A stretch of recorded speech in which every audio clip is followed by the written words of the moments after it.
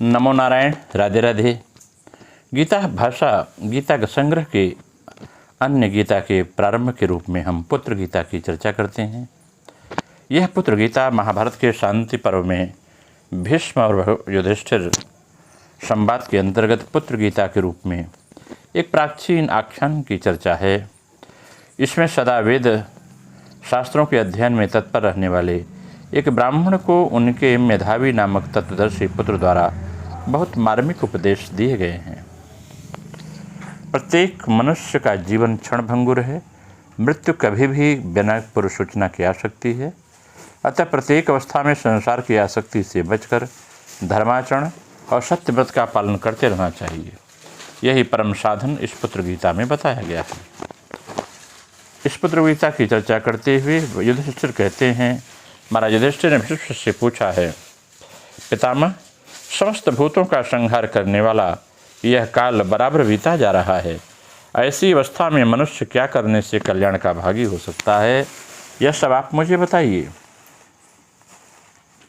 भीष्म कहते हैं, युधिष्ठिर, उस विषय में ज्ञानी पुरुष पिता और पुत्र के संवाद का रूप इस प्राचीन इतिहास का उदाहरण दिया करते हैं। तुम इस संवाद को ध्यान से सुनो जो पिता और पुत्र के बीच में हुआ है।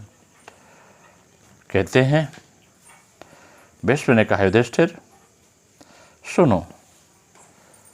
कुंती कुमार प्राचीन काल में एक ब्राह्मण थे। वे सदा वेद शास्त्रों के अध्ययन में स्वाध्याय में तत्पर रहते थे।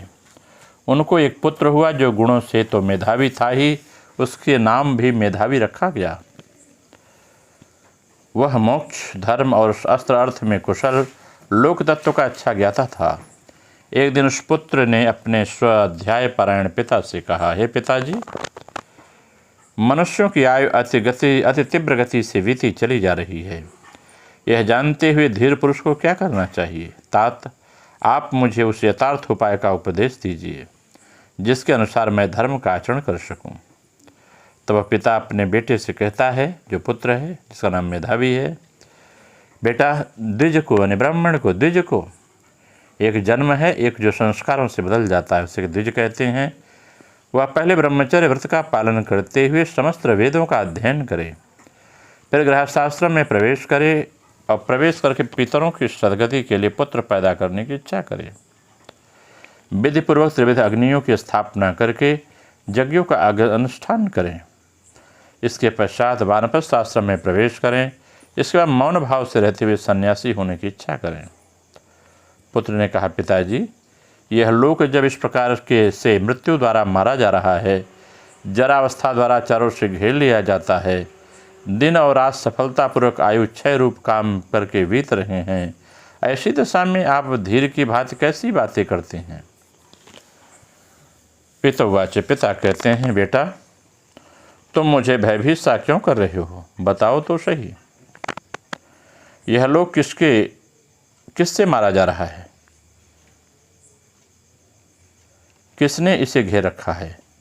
यहाँ कौन से ऐसे व्यक्ति हैं जो सफलतापूर्वक अपना काम करके व्यतीत हो रहे हैं? पुत्र अपने पिता से उत्तर देते हुए कहता है, पिताजी, देखिए, यह संपूर्ण जगत मृत्यु के द्वारा मारा जा रहा है। बुढ़ापे ने इसे चारों ओर से घेर लिया है और ये दिन रात ही वे व्यक्ति हैं जो सफलतापूर्वक प्राणियों की आयु का अपहरण स्वरूप अपना काम करके व्यतीत हो रहे हैं। इस बात को आप समझते क्यों नहीं हैं? ये अमोघ रात्रियाँ नित्य आती हैं और चली जाती हैं। जब मैं इस बात को जानता हूँ कि मृत्यु क्षण भर के लिए भी रुक नहीं सकती और मैं उसके जाल में फंसकर ही विचर रहा हूँ, तब मैं थोड़ी देर भी प्रतीक्षा कर सकता हूँ। कहते हैं,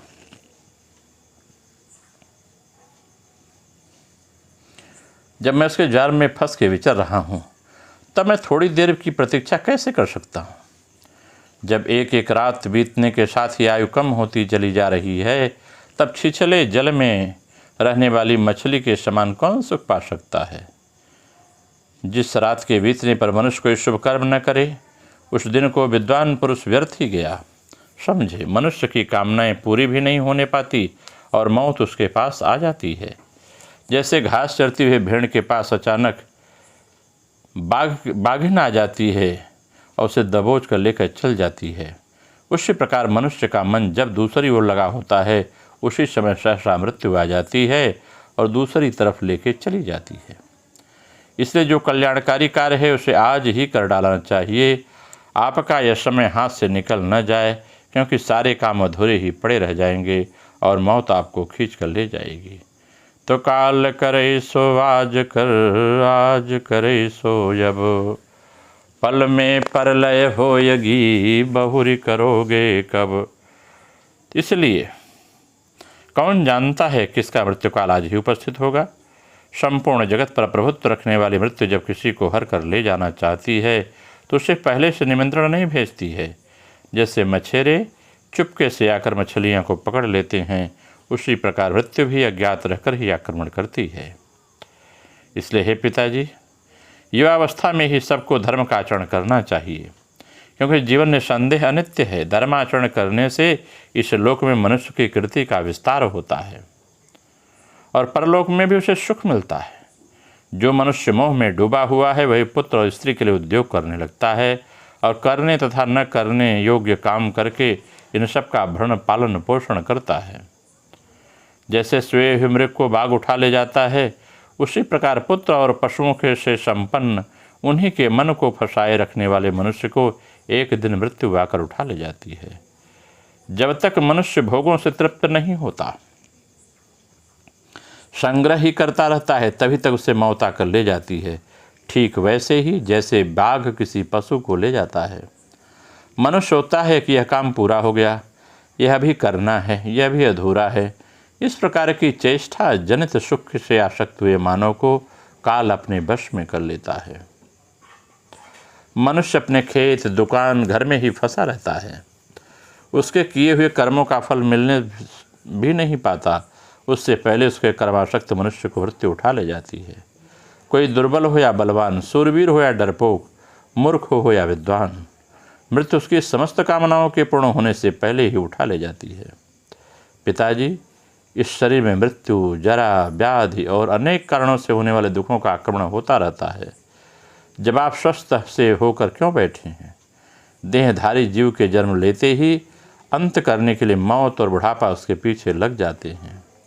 ये समस्त चराचर प्राणी इन दोनों से बंधे हुए हैं। ग्राम नगर में रहकर जो पुत्र स्त्री आदि में आसक्ति बढ़ाई जाती है वह मृत्यु का मुख ही है। जो वन का आश्रय लेता है वह इंद्रिय रूपी गौओं को बांधने के लिए गौशाला के समान है। यह श्रुतियों का कथन है। ग्राम में रहने पर वहाँ के स्त्री, पुत्र आदि विषयों में जो आसक्ति होती है वह जीव को बांधने वाली रस्सी के समान होती है। पुण्यात्मा पुरुष इसे काट कर निकल पाते हैं, पापी पुरुष से काट नहीं पाते। जो मनुष्य मन, वाणी और शरीर रूपी साधनों द्वारा प्राणियों की हिंसा नहीं करता, उसकी भी जीवन और अर्थ का नाश करने वाले हिंसक प्राणी हिंसा नहीं करते। सत्य के बिना कोई भी मनुष्य सामने आए हुए मृत्यु की सेना का कभी सामना नहीं कर सकता। इसलिए असत्य को त्याग देना चाहिए, क्योंकि अमृतत्व सत्य में ही स्थित है। अतः मनुष्य को सत्यव्रत का आचरण करना चाहिए। सत्य युग में तत्पर रहना चाहिए। शास्त्रों की बातों को सत्य मानकर श्रद्धापूर्वक सदा मन और इंद्रियों का संयम करना चाहिए। इस प्रकार सत्य के द्वारा ही मनुष्य मृत्यु पर विजय प्राप्त कर सकता है। अमृत और मृत्यु दोनों इस मनुष्य शरीर में स्थित हैं। मनुष्य मोह से मृत्यु को और सत्य से अमृत को प्राप्त करता है। अतः जब मैं हिंसा से दूर रहकर सत्य की खोज करूँगा, काम और क्रोध को हृदय से निकालकर दुख और सुख के समान भाव रखूँगा, सबके लिए कल्याणकारी बनकर देवताओं के समान मृत्यु के भय से मुक्त हो जाऊँगा। मैं निवृत्त प्राण होकर शांति में यज्ञ में तत्पर रहूँगा। मन और इंद्रियों को वश में रखकर ब्रह्म यज्ञ, वेद शास्त्रों में स्वाध्याय में लग जाऊँगा और मुनिवृत्ति से रहूँगा। उत्तरने के मार्ग में जाने के लिए मैं जप, स्वाध्याय रूप वाक्य यज्ञ, ध्यान रूप मनोयज्ञ और अग्निहोत्र, गुरु शुश्रणादि रूप कर्म यज्ञ का अनुष्ठान करूँगा। मेरे जैसा विद्वान पुरुष नश्वर फल देने वाले हिंसा युक्त पशु यज्ञ और पिशाच के समान अपने शरीर में ही रंग, रक्त, मांस द्वारा दिए किए जाने वाले तामस यज्ञों का अनुष्ठान कैसे कर सकता है? जिसकी वाणी और मन दोनों सदा भली भांति एकाग्र रहते हैं तथा जो त्याग, तपस्या और सत्य से संपन्न होता है वह निश्चय ही सब कुछ प्राप्त कर सकता है। संसार में विद्या के समान कोई नेत्र नहीं है, सत्य के समान कोई तप नहीं है, राग के समान कोई दुख नहीं है और त्याग के समान कोई सुख नहीं है। मैं संतान रहित होने पर भी परमात्मा ही में ही परमात्मा द्वारा उत्पन्न हुआ हूँ, परमात्मा में ही स्थित हूँ, आगे भी आत्मा में ही लीन होऊंगा। संतान मुझे पार नहीं उतारेगी। परमात्मा के साथ एकता, समता, सत्य भाषण, सदाचार, ब्रह्मनिष्ठा, दंड का परित्याग, सरलता तथा सब प्रकार के सकाम कर्मों से उपरति, इनके समान ब्राह्मण के लिए कोई दूसरा धन नहीं है। ब्राह्मण देव पिताजी, जब आप एक दिन मर ही जाएंगे तो आपको इस धन से क्या लेना देना, अथवा भाई बंधुओं से आपस में क्या काम है, स्त्री आदि से आपका कौन सा प्रयोजन सिद्ध होने वाला है। आप अपने हृदय रूपी गुफा में स्थित हुए परमात्मा को खोजिए। सोचिए जो सही है आपके पिता और पितामह कहाँ चले गए। भीष्म कहते हैं, हे नरेश्वर युधिष्ठिर, पुत्र का वचन सुनकर पिता ने अपने सत्य धर्म का अनुष्ठान किया था, उसी प्रकार तुम भी सत्य धर्म के तत्पर रहकर यथा योग्य बर्ताव करो और अपने आत्मा को मुक्त कराओ। नमो नारायण। राधे राधे। आप सबका मंगल।